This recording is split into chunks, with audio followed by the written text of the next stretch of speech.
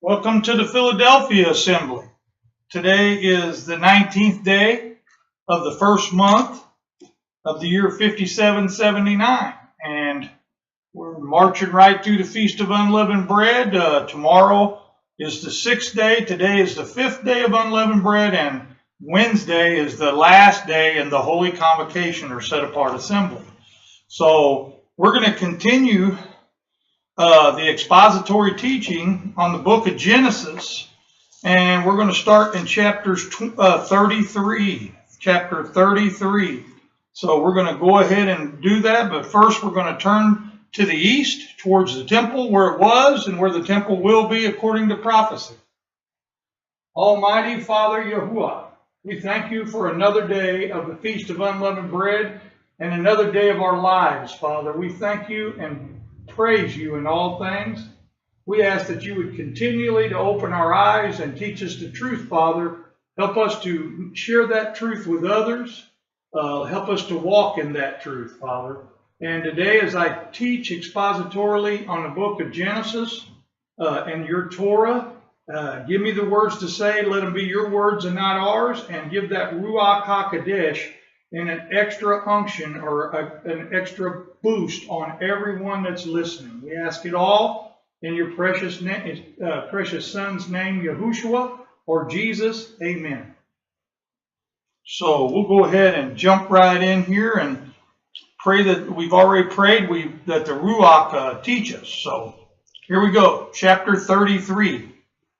And Jacob lifted up his eyes. Okay, so he had just got done wrestling with the Ruach, okay, the spirit of Elohim, okay, or the spirit of Yahuwah, okay, that Ruach HaKodesh.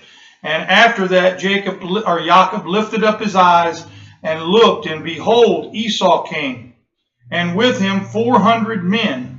And he divided the children of Leah and the children of Rachel into 2 handmaids, unto the 2 handmaidens. And he put the handmaidens and their children foremost, or to the first, okay, to the very front, and Leah and her children after, and Rachel and Joseph at the end, okay? So that's where he put them, at the hindermost or at the end. The King James says hindermost. He was hoping that at least some would survive, and obviously he had his picks. 3. And he passed over before them and bowed himself down. So he was showing respect, and he bowed himself to the ground 7 times, which is a complete number, until he came near to his brother. And Esau ran to meet him and embraced him and fell on his neck and kissed him, and they wept. And he lifted up his eyes and saw the woman and the children, and said, Who are those with you? And he said, the children which Elohim, that's what this word God in the King James is, plural word, meaning we believe the Father and the Ruach, or the Holy Spirit, have graciously given your servant. Okay, so Jacob had been blessed with them by Elohim. And then verse 6, Then the handmaidens came near, they and their children, and they bowed themselves. And Leah also with her children came near and bowed themselves. And after came Joseph near, and Rachel, and they bowed themselves. And he said, What meanest thou by all this drove which I meet? And he said, These are to find grace or favor in the sight of my Lord, my master, which he's talking about Esau here. And Esau said, I have enough, my brother, keep that thou hast unto thyself.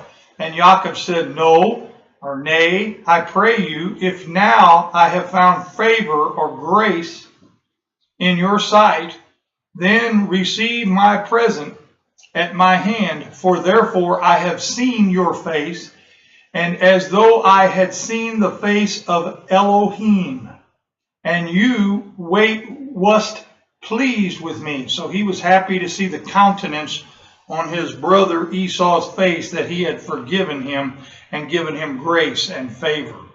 Verse 11, Take, I pray you, my blessing that is brought to you because Elohim have dealt graciously with me, and because I have enough. And he urged him, and he took it. So he kept urging Esau, and Esau finally took the gift. And he said, let us take our journey, and let us go, and I will go before you. And he said unto him, my Lord, my master, knoweth that the children are frail or tender, and the flocks and herds with young are with me. And if men should overdrive them one day, all the flock will die. Verse 14, let my Lord or my master, I pray you, pass over before his servant, talking about Esau passing before before Jacob, and I will lead softly, according as the cattle that goeth before me, and the children able to endure, until I come unto my Lord unto Seir. And Esau said, let me leave with you some of the folks that are with me. And he said, what needeth it? Let me find grace in your sight of my Lord. So Esau returned that day on his way to Seir. And Jacob journeyed to Succoth. Okay, and we know later Succoth's mentioned, it means booths or shelters. Okay, and built him an house and made booths for his cattle, shelters for his cattle. Therefore, the name of the place is called Succoth. Okay, later on, Israel goes through there when they're escaping from Egypt. We'll be reading that. Verse 18, and Jacob came to Shalem, not Salem, Shalem, a city of Shechem, which is in the land of Canaan, when he came from Padanam, or whatever it is. Got it right here, maybe. In their ears, and Jacob hid them under the oak, which was by Shechem. And they journeyed, and the terror of Elohim was upon the cities that were round about them, and they did not pursue after the sons of Jacob. 6. So Jacob came to Luz, which is the land of Canaan, that is Bethel, he and all the people that were with him. And he built there an altar and called the place El Bethel. Okay, it says it'd be the El, or the mighty one of Bethel. That's what that means. Because there Elohim appeared unto them, and when he fled from the face of his brother. So that would have been the Ruach that appeared unto him, or the Holy Spirit.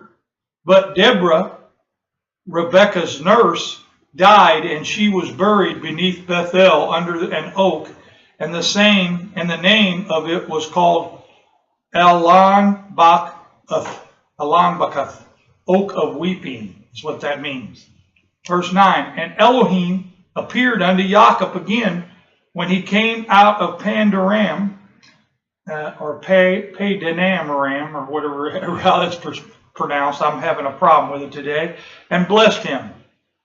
And Elohim said unto him, obviously we know that the Father didn't speak directly to him.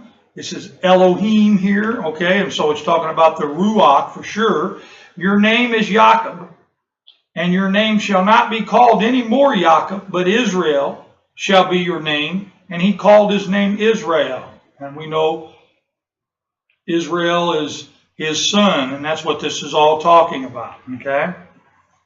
Verse 11 comes through the Ruach to the Father, and they're related that way. And Elohim said unto him, I am El Almighty, or El Shaddai, okay? Which means the mighty one, almighty, okay? Be fruitful and multiply, a nation and a company of nations shall be of you, and kings shall come out of your loins. So, talking about the whole tribe of Israel and all these different tribes that are within the 12 tribes, and kings would come out of them, or heads. And also down the line, and many nations, a company of nations. Verse 12, and the land which I gave Abraham and Isaac, to you I will give it, and to your descendants after you will I give the land. Okay? Talking about it here, his physical descendants is who he's going to give the land to. Verse 13, and Elohim went up from him in the place where he talked with him, and Jacob set up a pillar in the place where he talked with him, even a pillar of stone, and he poured a drink offering thereon, and he poured oil thereon, or he anointed the stone. And Jacob called the name of the place Elohim, spake with him, or Bethel. That's what the word Bethel means. And they journeyed from Bethel, and there was a little way to come to Ephrath.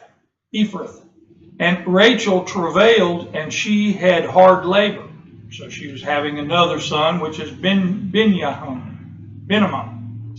okay, or Benjamin in English. And it came to pass, when she was in hard labor, that the midwife said unto her, fear not, thou shalt have this son also. And it came to pass, as her soul, or her body, or her life, in this instance, that's what it's talking about. Not that she's got an immortal soul, but her life was was departing. For she died, that she called his name Benoni, but his father called him Benjamin, son of my sorrow. And then, Jacob called him son of the right hand. And Rachel died and was buried in the way to Ephrath, which is Bethlehem now. Okay, Bethlehem. That's where our Messiah was later born, and that's where Rachel is buried. Verse 20, and Jacob set a pillar upon her grave, that is the pillar of Rachel's grave until this day. And Israel joined and spread his tent beyond the tower of Edar. Okay, and it came to pass, when Israel dwelt in the land, that Reuben went and lay with Bilhah, his father's concubine. It's a great sin he did here, laying with his father's nakedness, or his concubine. And Israel heard it. Now the sons of Jacob were 12. The sons of Leah, Reuben, Jacob's firstborn, and Simeon, and Levi, and Yehuda, and Issachar, and Zebulun. 24. The sons of Rachel were Joseph and Benjamin. Okay. And 25. And the sons of Bilhah, Rachel's handmaid, were Dan and Naphtali. And the sons of Zilpah, Leah's handmaiden, were Gad, Asher, and Asher. These are the sons of Jacob, which were born to him in Padanaram. Having trouble with that one today. 27. And Jacob came unto Isaac his father unto Mamre, into the city of Arba, which is Hebron, where Abraham and Isaac sojourned. Notice, even when he was talking about, which is Bethlehem, it's Bethlehem in the time of Moses, okay? Not now, okay? That's why he was giving you the name there. You have to get that perspective, or you get really confused on what's going on in the scripture, okay? And so, in the days of Isaac, well, let's read 27 to make sure. And Jacob came unto Isaac his father unto Mamre, into the city of Arba, which is Hebron, in Moses' time, where Abraham and Isaac sojourned. Verse 28. And the days of Isaac were 180, or 180 years. A long time, a lot more than 120 years, as it talks about back in Genesis 6. And Isaac gave up the ghost, okay, or he died and his life went from him, and died, and was gathered unto his people. His breath of life left him, his pneuma, okay, being old and full of days. And his son Esau and Jacob buried him. 36. Oh, we're really moving along. This is good. Now these are the generations of Esau, who is Edom, or the Edomites we talk about now. Okay, up to a point. Obviously, many more after this. Esau took his wife of the daughters of Canaan, okay, Ada, the daughter of the Elon the Hittite, and Ahorolibmah, or Horolibmah, the daughter of Anah, the daughter of Zibeon, the Hivite. Verse 3, and Bashemath, Ishmael's daughter, sister of Nabahoth, and Adah bare Esau, Eliphaz, and Bashemath bare Ruel, okay, Ruel, and Ahlibamah bare Uish, that's it, and Halem and Coram. These are the sons of Esau, which were born unto him in the land of Canaan. And we know that one of those was Ishmael's daughter, because he went and married Ishmael's daughter to upset Isaac. And Esau took his wife and his sons and his daughters and all the persons of his house and his cattle and all the beasts and all the substance which he had got in the land of Canaan, and went into the country from the face of his brother Jacob, for their riches were more than they might dwell together. And the land wherein they were strangers could not bear or could not sustain them because of their cattle or their grazing stock. Verse 8, thus dwelt Esau in Mount Seir. Esau is Edom. Okay, verse 9, and these are the generations of Esau, the father of the Edomites in Mount Seir. Verse 10, these are the names of Esau's sons, Eliphaz, and son of Adah, the wife of Esau, Reuel, son of Bashemath, the wife of Esau, and the sons of Eliphaz were Teman, Omar, Zepho, and Gadim, and Kenaz, and Timnah was concubine to Eliphaz, Esau's son, and she bare to Eliphaz Amalek. These were the sons of Adah, Esau's wife, and you're going to hear a lot more about Amalek later. The Amalekites, okay, Amalekites. Okay, so that's understandable. We can get this as we read. And these are the sons of Ruel, Nahath, Zerah, Shamama, and Mizah. These were the sons of Bashemath, Esau's wife. And these were the sons of Aholibamah, the daughter of Anah, the daughter of Zebon, Esau's wife, and bare to Esau Uish, and Yolam, and Korah. Okay, 15. These were the dukes, or the chiefs, of the sons of Esau, the firstborns. The sons of the Elamite, the Elamaz, the firstborn son of Esau, Duke Teman, Duke Omar, Duke Zepho, Duke Kenaz, Duke or Chief Koran, Chief Gudam, and Chief Amalek.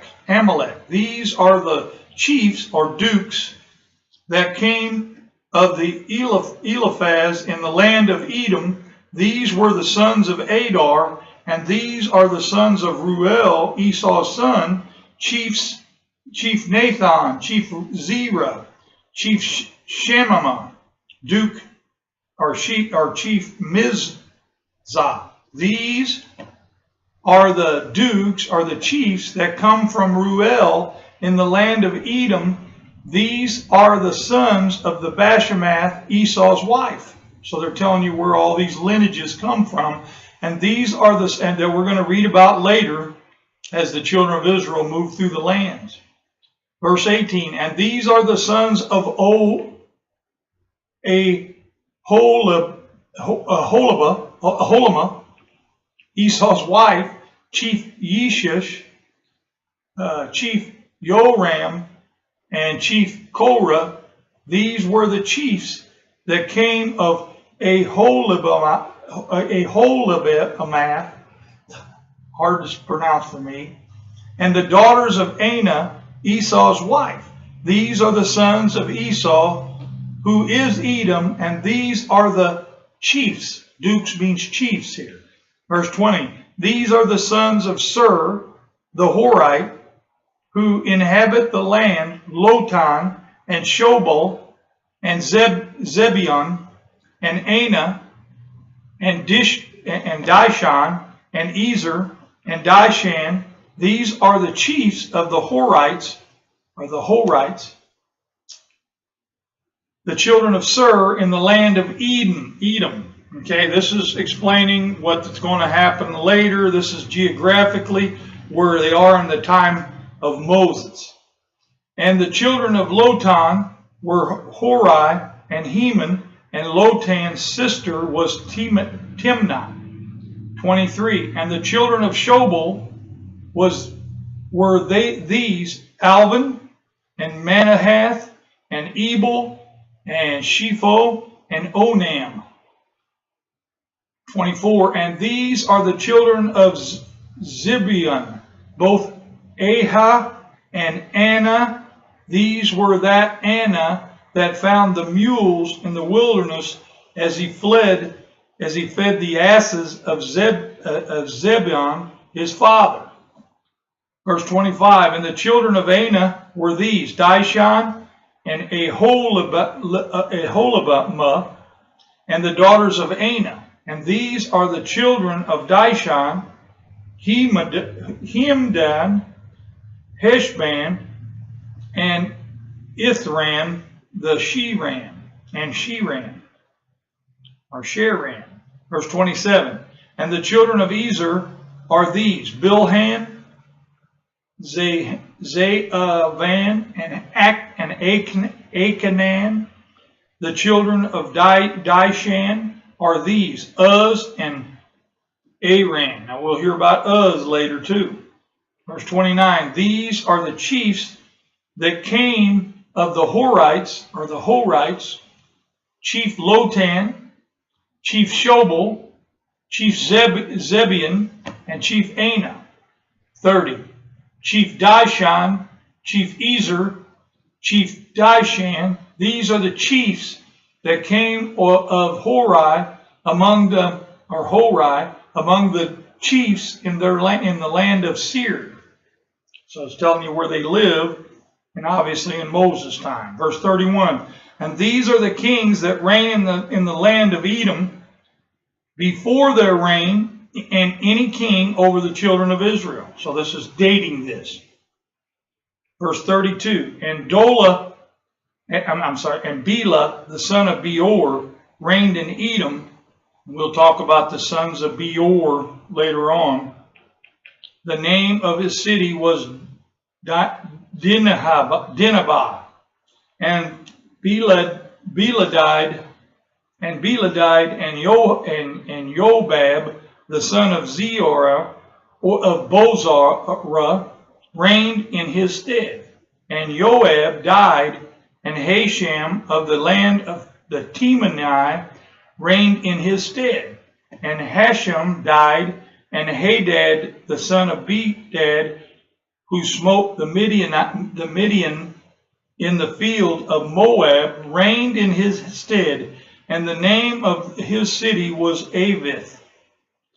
Verse 36, and Hadad died, Samlah of Mishrakah reigned in his stead, and Samlah died, and Shaul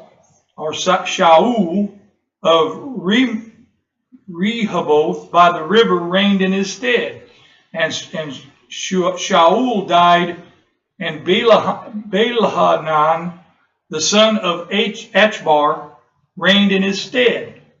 And Baalhanan,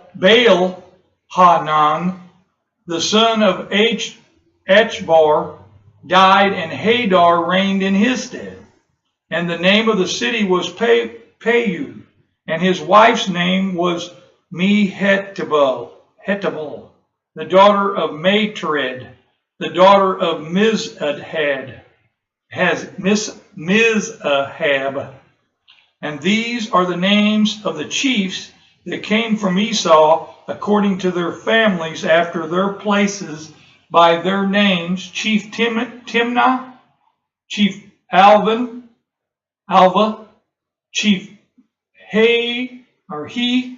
Hepheth, Chief Oharib Amah, Chief Elah, Chief Pinon, Chief Kenez, Chief Teman, Chief Mibzar, and later on we'll hear about the Kenzanites and all these different ones. We'll understand that better. Verse 4, and Chief Migdal, Chief Iram, these by the chiefs of Edom according to their habitations. That means in the lands they dwelled in, they were renamed after them in the land of their possession.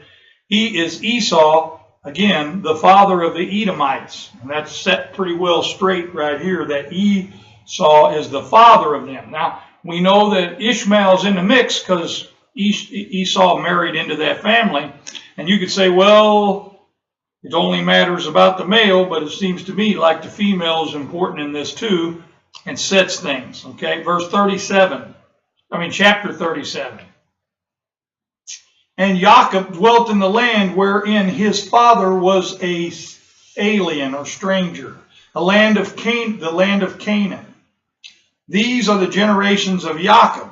Now this is much more important because this is the lineage of our Messiah and the 12 tribes of Israel.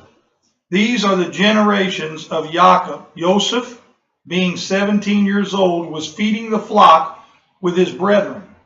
Okay, we're getting to that now. And the lad was with the sons of Bela and with the sons of Zilpah, his father's wives. And Joseph brought unto his father their evil report, or bad report. Verse 3. Now Israel loved Joseph more than all his children, or all the other children. That's the one Jacob loved the most. Now Israel, because he was son of his old age, and he made him a coat of many colors. So you know how the babies are. But Benjamin was the youngest, or Benjamin. Verse 4, and when his brethren saw that their father loved him more than all his brethren, they hated him and could not speak peaceably unto him.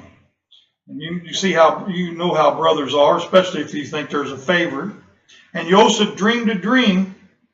He told it his brethren, and they hated him yet the more. And he said unto them, hear, I pray you, this dream which I have dreamed. For behold, we were binding sheaves, in the field, and lo, my sheaf arose, and also stood upright, and behold, your sheaves stood round about, and made obeisance, or they bowed down to my sheaf. And his brethren said to him, shall you indeed reign over us, or shall you indeed have dominion over us? And they hated or despised him yet the more for his dreams and for his words. And he dreamed yet another dream, and told it his brethren, and said, behold, I have dreamed a dream more, and behold, the sun and the moon and the 11 stars made obeisance to me, or bowed down to me. So again, showing that he was going to have dominion over his brothers. And he told it to his father and to his brethren, and his father rebuked him and said unto him, what is this dream that thou hast dreamed? Shall I and your mother and your brethren indeed come to bow down ourselves to you to the earth? And his brethren envied him, but his father observed the same. In other words, even though his brethren envied him, that wasn't a good thing. They were looking on him harshly. And his brethren went to feed their father's flock in Shechem. And Israel said unto Joseph, do not your brethren feed the flock in Shechem? Come, and I will send you unto them. And he said to him, here I am. So Joseph agreed.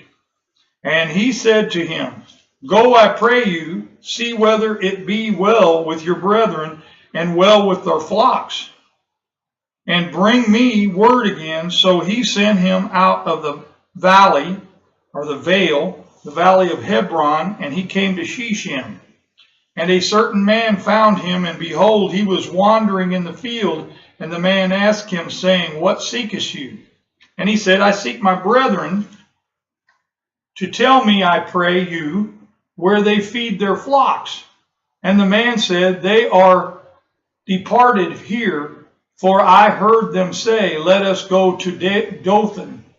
And Joseph went after his brethren and found them in Dothan. And when they saw him afar off, even before he came near unto them, they conspired against him to slay him. So they made a conspiracy to kill him. And they said one to another, Behold, this dreamer comes. Come now, therefore, and let us slay him, and cast him into some pit. And we will say, Some evil beast have devoured him, and we shall see what will become of his dreams. Verse 21, And Reuben heard it, and he delivered him out of their hands, and said, Let us not kill him. And Reuben said unto them, Shed no blood, but cast him into this pit that is in the wilderness, and lay no hand upon him, that he might rid him out of their hands, to deliver him to his father again. Verse 23, And it came to pass, when Joseph was come unto his brethren, that they stripped Joseph of his coat of many colors that was on him, and they took him and cast him into a pit, and the pit was empty, there was no water in it. And they sat down to eat bread, and they lifted up their eyes and looked, and behold, a company of Ishmaelites. Okay, this would have been descendants of Ishmael, come from Gilead with their camels bearing spicy and balm and myrrh, spicery, or spices, balm and myrrh, going to carry it down to Egypt to sell. And Yehuda, or Judah, said unto his brethren, What profit is it if we slay our brother and conceal his blood? Come, let us sell him to the Ishmaelites, and let not our hand be upon him. For he is our brother and our flesh. And his brethren were content. They agreed not to kill him. Verse 28, Then there passed by Midianites, merchantmen, and they drew and lifted up Joseph out of the pit, and sold Joseph to the Ishmaelites for 20 pieces of silver, and they brought Joseph into Egypt. 29, And Reuben returned into the pit, and behold, Joseph was not in the pit, and he tore his clothes. And he returned unto his brethren and said, The child is not, and I whither shall I go? And now where shall I go? Verse 31, And they took Joseph's coat and killed a kid of a goats, and dipped the coat in the blood. So they needed a goat for the blood, and they used a goat, and that's important to understand. It's symbolic. And they sent the coat of many colors. And they sent the coat of many colors, and they brought it to their father, and said, This have we done. Know now whether it be your son's coat or no. And he knew it, and said, It is my son's coat, and evil beasts have devoured him. Joseph is without doubt rent in pieces. And Jacob rent his clothes, and put sackcloth upon his loins, and mourned for his son many days. And all his sons and all his daughters rose up to comfort him, but he refused to be comforted. And he said, For I will go down into the grave, and to my son mourning. In other words, he's going to die, and he'll still be mourning his son Joseph. Thus his father wept for him. 36.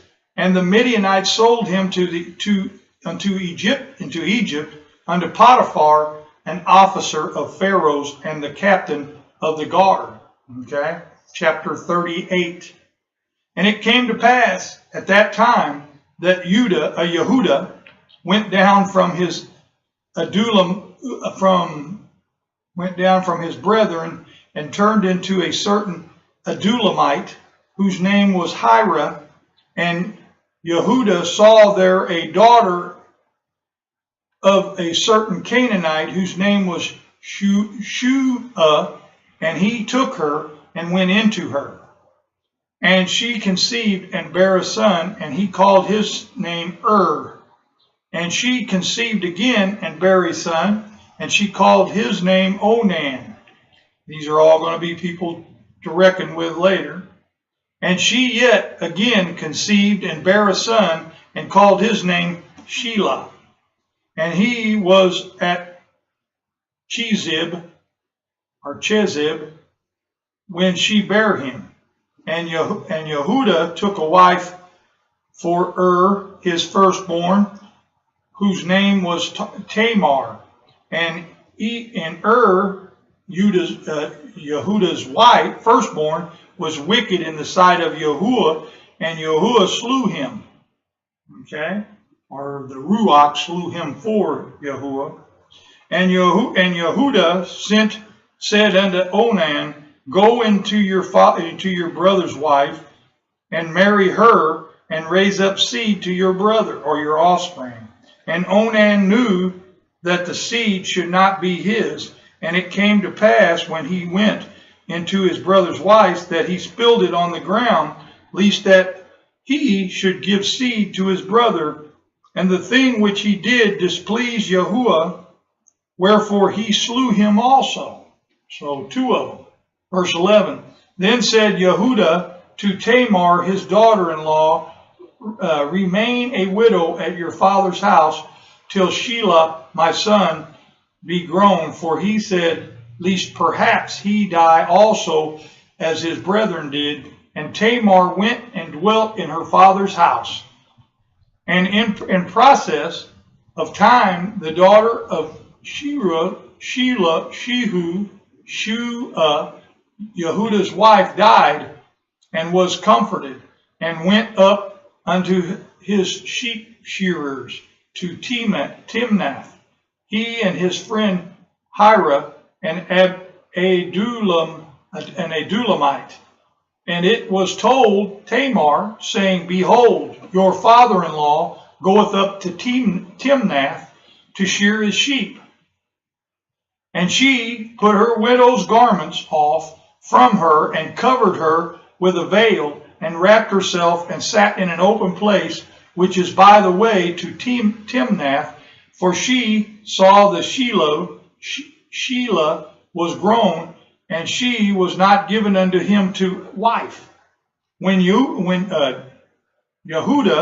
saw her, he thought her to be an harlot, because she had covered her face. And he turned into her by the way, and said, Go to, I pray you, let me come into you. For he knew not that she was his daughter-in-law. And she said, What wilt thou give me, that you mayest come in unto me? And he said, I will send you a kid from the flock. And she said, Wilt thou give me a pledge till you send it? And he said, What pledge shall I give you? And she said, Your signet, or your mark. He carried a signet with him to prove who he is, and your bracelets, and your staff that is in your hand. And he gave it to her, or gave it her. And came in unto her, and she conceived by him. And she arose and went away, and laid by her veil from her, and put on the garments of her widowhood. And Yehuda sent the kid by the hand of his friend, the Adulamite, to receive his pledge from the woman's hand, but he found her not. 21. Then he asked the men of the place, saying, Where is the harlot that was openly by the wayside? And they said, There was no harlot in this place. And he returned to Yehuda and said, I cannot find her. And also the men of the place said that there was no harlot in this place. And Yehuda said, Let her take it to her let her take it to her, lest we be shamed. Behold, I sent this kid, and thou hast not found her. And it came to pass, about 3 months after, that it was told Yehuda, saying, Tamar, your daughter-in-law, hath played the harlot, and also, behold, she is with child by whoredom. And Yehuda said, Bring her forth, and let her be burnt. Verse 25, when she was brought forth, she sent to her father-in-law, saying, By the man, whose these are. In other words, sent these things that was given to her, the signet and the bracelets and everything. And he says, Whose are these? I with child. And she said, Discern, I pray you, whose are these, the signet and the bracelets and the staff? And Yehuda acknowledged them and said, She hath been more righteous than I, because that I gave her not to Shelah, my son, and he knew her again no more. And it came to pass in the time of her travail, that means when she was giving birth, that behold, twins were in her womb. And it came to pass when she travailed, that the one put out his hand, and the midwife took and bound upon his hand a scarlet thread, saying, This came out first. And it came to pass, as he drew back his hand, that behold, his brother came out, and she said, How hast thou broken forth this breach? But breach be upon you. Therefore his name was called Pharez. And afterward came out his brother that had the scarlet thread upon his hand, and his name was called Sarah. Chapter 39. And Joseph was brought down to Egypt, and Potiphar, an officer of Pharaoh, captain of the guard, an Egyptian, brought him out of the hands of the Ishmaelites, which had brought him down here. Okay, and Yahuwah was with Joseph. Now Yahuwah personally wasn't with Joseph. The Ruach was, but that's his representative. And he was a prosperous man, and he was in the house of his master, the Egyptian. And his master saw that Yahuwah was with him from the blessings, and that Yahuwah made all that he did prosper in his hand. 4. And Joseph found grace in his sight, and he served him. And he made him overseer over his house, and all that he had put into his hand. And it came to pass, from the time that he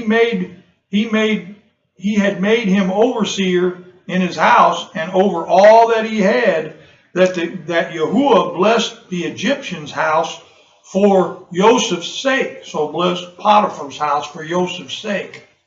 And the blessing of Yahuwah was upon all the land that he had, and in the house and in the field. Verse 6. And he left all that he had in Joseph's hand, and he knew not aught, or knew not anything he had save the bread which he did eat. And Joseph was a goodly person and well favored. Verse 7. And it came to pass after these things that his master's wife cast her eyes upon Joseph. We know how this happens. I was talking to a friend of mine this morning about that. And she said, or a brother of mine, let's say that more than just a friend, lie with me. But he refused and said unto his master's wife, Behold, my master knew not what is with me in the house, and he hath committed all that he hath to my hand. Verse 9. There is none greater in this house than I, neither hath he kept back anything from me but you, because you art his wife. How then can I do this great wickedness and sin against Elohim, plural, talking about the Father and the Ruach, HaKadosh, Holy Spirit. And it came to pass, as she spake to Joseph day by day, that he listened not unto her, to lie by her, or to be with her. She was tempting him the whole time. And it came to pass about this time that Joseph went into the house to do his business, things he was commanded to do. And there was none of the men of the house there within, so he had no witnesses. And she caught him by his garment, saying, Lie with me. And he left his garment in her hand. So he fled and got him out. Now they say nothing's worse than a woman scorned. Here's the proof of it. And it came to pass when she saw that he had left his garment in her hand and was fled forth, that she called unto the men of her house and spake unto them, saying, See, he hath brought in an Hebrew unto us to mock us. He came in to me to lie with me. And I cried with a loud voice. And it came to pass, when he heard that, I lifted up my voice and cried, that he left his garment with me and fled and got him out. And she laid up his garment by her until her master Potiphar came home. And she spake unto him according to these words, saying, The Hebrew servant which thou hast brought into us came in unto me to mock me. And it came to pass, as I lifted up my voice and cried, that he left his garment with me and fled out. And it came to pass, when his master heard the words of his wife which she spake unto him, saying, After this manner did your servant to me, that his wrath was kindled, as most men's would be. They wouldn't want to believe, they want to believe their wife, even though this is terrible, because it is their wife, and jealousy got upon him. Verse 20. And Joseph's master took him and put him into prison, a place where the king's prisoners were bound, and he was there in the prison. But Yahuwah was with Joseph by the Ruach HaKodesh, or Holy Spirit, okay, and showed him mercy and gave him favor in the sight of the keeper of the prison. And the keeper of the prison committed to Joseph's hand all the prisoners that were in the prison, and whatsoever they did there, he was the doer of it. The keeper of the prison looked not to anything that was under his hand, because Yahuwah was with him, or Yahweh, or Jehovah, and that which he did, Yahuwah made it to prosper. Okay, verse 40. And it came to pass after these things, that the butler of the king of Egypt and his baker offended their master and the king of Egypt. And Pharaoh was angry against two of his officers, against the chief of the butlers and against the chief of the bakers. And he put them inward in the house of the captain of the guard unto the prison, the place where Joseph was bound. And the captain of the guard charged Joseph with them, and he served them, and they continued a season inward, or in prison. And they dreamed a dream, both of them, each man in his dream, and one night, each man according to the interpretation of his dream, the butler and the baker of the king of Egypt, which were bound in the prison. And Joseph came in unto them in the morning, and looked upon them, and behold, they were sad. And he asked Pharaoh's officers that were with him in the inward of his Lord's house, or in the prison, saying, Wherefore look you so sadly today? Or why do you look so sad today? And they said unto him, We have dreamed a dream, and there is no interpreter of it. And Joseph said unto them, Do not interpretations belong to Elohim? Tell me then, I pray you. And the chief butler told his dream to Joseph, and said to him in my dream, Behold, a vine was before me, and in the vine were 3 branches, and it was as though it budded, and her blossoms shot forth, and the clusters thereof brought forth ripe grapes. And Pharaoh's cup was in my hand, and I took the grapes, and I pressed them into Pharaoh's cup, and I gave the cup unto Pharaoh's hand. And Joseph said unto him, This is the interpretation of it. The 3 branches are 3 days. Yet within 3 days shall Pharaoh lift up thine head, and restore you unto your place, and you shall deliver Pharaoh's cup into his hand, and the former manner when thou wast his butler, or in the same manner when he was his butler. But think on me when it shall be well with you, and show kindness, I pray you, unto me, and make mention of me unto Pharaoh, and bring me out of this house. For indeed I was stolen away out of the land of the Hebrews, and here also have I done nothing that they should put me in the dungeon. When the chief baker saw that the interpretation was good, he said unto Joseph, I also was in my dream, and behold, I had 3 white baskets on my head. And the uppermost basket there was of all manner of baked meats, or baked foods, baked goods.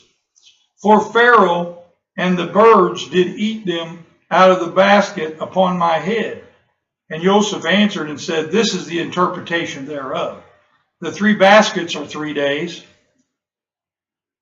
Yet within 3 days shall Pharaoh lift up your head from you, cut his head off, and shall hang you on a tree, and the birds shall eat your flesh from off you. And it came to pass the 3rd day, which was Pharaoh's birthday, that he made a feast unto all his servants, and he lifted up the head of the chief butler, of the chief baker among his servants, and he restored the chief butler unto the butlership again, and he gave the cup unto Pharaoh's hand, but he hanged the chief, so he didn't cut his head off, he hanged the chief baker, as Joseph had interpreted to them. Yet did not the chief butler remember Joseph, but forgot him. Okay? Chapter 41. And it came to pass at the end of 2 full years that Pharaoh dreamed, and behold, he stood by the river. And behold, there came up out of the river 7 well-favored kine, or cattle, or cows, like we talk about cattle today, and fat-fleshed, and they fed in the meadow. And behold, 7 other kine came up after them out of the river, ill-favored, lean-fleshed, and stood by the other cows upon the brink of the river. And the ill-favored and lean-fleshed cow did eat up the 7 well-favored and fat cows. So Pharaoh awoke, and he slept and dreamed the 2nd time, and behold, 7 ears of corn, or grain, not corn, they didn't have maize or corn, came up upon one stalk, rank, and one good, one bad and one good. And behold, 7 thin ears, and blasted. Okay, he said came out 7. Let me read that again, because I might have misread it. And he slept and dreamed the 2nd time, and behold, 7 ears of grain came up, one stalk, all plump and good. Okay, verse 6. And behold, 7 thin ears, blasted with the east wind, sprang up after them. And the 7 thin ears devoured the 7 fat or plump ears and full ears. And Pharaoh awoke, and behold, it was a dream. And it came to pass in the morning that his spirit, or his demeanor, was troubled. And he sent and called for all the magicians of Egypt, and all the wise men thereof, and Pharaoh told them his dream, but there was none that could interpret them unto Pharaoh. Then spake the chief butler unto Pharaoh, saying, I do remember my faults this day. Pharaoh was angry with his servants, and put me inward in the captain of the guard's house, both me and the chief baker. Okay? And we dreamed a dream in one night, I and he. We dreamed each man according to the interpretation of his dream. And there was there with us a young man, an Hebrew servant, to the captain of the guard, and we told him, and he interpreted to us our dreams. To each man according to his dream he did interpret. And it came to pass as he interpreted to us, it was me he restored unto mine office, and him he hanged. Verse 14, Then Pharaoh sent and called Joseph, and they brought him hastily out of the dungeon, and he shaved himself, and changed his raiment, and came in unto Pharaoh. And Pharaoh said unto Joseph, I have dreamed a dream. Purified himself. That's why he shaved himself. Okay? None that can interpret it. I have heard say of you that you canst understand a dream to interpret it. And Joseph answered Pharaoh, saying, It is not me. Elohim shall give Pharaoh an answer of peace. And Pharaoh said unto Joseph, In my dream, behold, I stood upon the bank of the river. And behold, there came up out of the river 7 cows, fat, flesh, and well favored, and they fled in the meadow. And behold, 7 other cows came up after them, poor and very ill favored, and lean flesh, such as I never saw in all the land of Egypt for badness. And the lean and the ill favored cattle did eat up the first 7 fat cows. Okay? Verse 21, and when they had eaten them up, it could not be known that they had eaten them up, but they were still ill favored as at the beginning. So the lean ones, even though they ate up all the fat ones, they were still lean or skinny. So I awoke, and I saw in my dream, and behold, 7 ears came up in one stalk, full and good. And behold, 7 ears withered, thin, and blasted with the east wind sprang up after them. And the thin ears devoured the 7 good ears. And I told this unto the magicians, but there was none that could declare it to me. And Joseph said unto Pharaoh, The dream of Pharaoh is one of Elohim, plural, hath showed Pharaoh what he is about to do. The 7 good cattle, or cows, are 7 years, and the 7 good ears are 7 years. The dream is the same, or the dream is one, as in the King James. And the 7 thin and ill-favored cows that came up after them are 7 years. And the 7 empty ears blasted with the east wind shall be 7 years of famine. This is the thing which I have spoken unto Pharaoh. What Elohim is about to do, he showeth unto Pharaoh. Behold, there come 7 years of good and plenty throughout all the land of Egypt. And there shall arise after them 7 years of famine, and all the plenty shall be forgotten in the land of Egypt, and the famine shall consume the land. And the plenty shall not be known in the land by reason of the famine following, for it shall be very grievous. And for that the dream was doubled unto Pharaoh twice. It is because the thing is established by Elohim, and Elohim will shortly bring it to pass. Now therefore let Pharaoh out a man discreet and wise, and set him over the land of Egypt. Let Pharaoh do this, and let him appoint officers over the land, and take up the 5th part of the land of the Egyptian in the 7 plenteous years, and let them gather all the food of those good years that come, and lay up grain under the hand of Pharaoh, and let them keep food in the cities. And that food shall be for store, or be to save to the land against the 7 years of famine, which shall be in the land of Egypt, that the land perish through the famine. Did you know that this is where the idea of insurance comes from? From this right here. They laid up the supplies, the grain and things from the 7 years of plenty to cover the loss in the 7 years of famine. Okay, so from that idea, people started buying insurance, or created insurance. And the thing was good in the eyes of Pharaoh and in the eyes of all his servants. And Pharaoh said unto his servants, Can we find such a one, and this a man in whom the spirit of Elohim is? Okay, the only one they could think of is going to be Joseph, or Yosef. Okay, the spirit of Elohim. Here it is. That's the Ruach HaKodesh, the Holy Spirit. Okay, how can we deny this?